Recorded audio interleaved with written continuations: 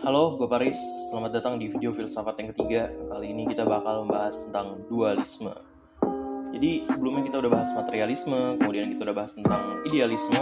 Semoga lu catet apa yang udah gue omongin di video atau ya lu minimal lu pahamin.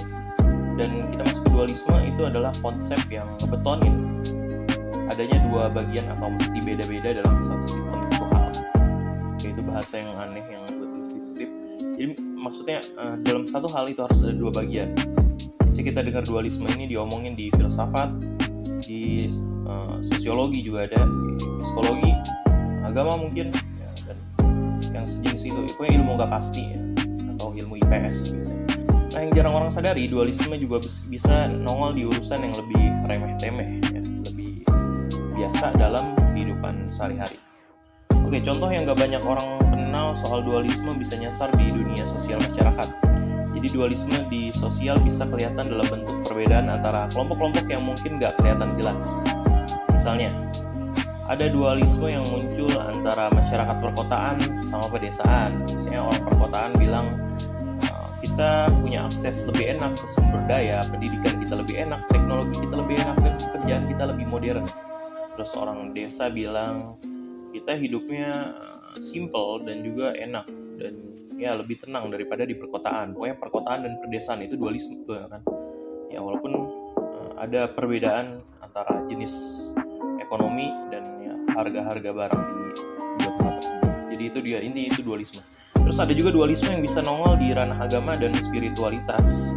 Tapi kadang nggak disadari, kelompok masyarakat bisa aja beribadah secara resmi, ikut ritual dan upacara agama, tapi di sisi lain punya praktik spiritual yang lebih personal dan nyaris gak sesuai sama norma agama yang diemban.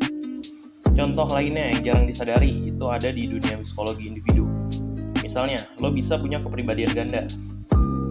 Saya sebenarnya dua orang gitu. Dimana lo bisa jadi extrovert atau introvert gitu. Kalau di keramaian tiba-tiba lo jadi extrovert ya. Tapi di saat yang sama lo bisa jadi introvert di saat sendirian. Nah, itu dualisme juga kan. Nah jangan lupa dualisme ini juga nggak selalu negatif dan bikin konflik ya. Walaupun kadang-kadang ya aneh aja gitu segala sesuatu diduain gitu. Ada kasus di mana dualisme malah bikin keseimbangan atau harmoni dalam suatu sistem ya. Contohnya di dunia seni dan kreativitas, dualisme antara kekacauan dan keteraturan bisa jadi sumber inovasi dan karya seni yang penuh makna. Jadi pokoknya dualisme itu konsep yang ngejelasin ada dua bagian atau sisi yang berbeda di satu hal. Meskipun sering dikaitkan dengan pemisahan yang jelas antara dua entitas, dualisme bisa muncul dalam bentuk yang lebih halus dan nyaris nggak kelihatan dalam kehidupan sehari-hari.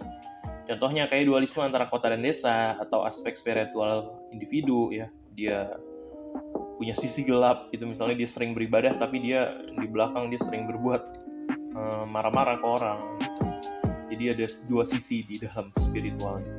Atau nunjukin betapa konsep ini benar-benar kompleks dan beragam di berbagai situasi. Ya gue rasa itu aja tentang dualisme dari gue. Dan ya tetap stay di channel ini, tunggu video-video barunya. Dan ya jangan lupa kritik dan saran buat gue.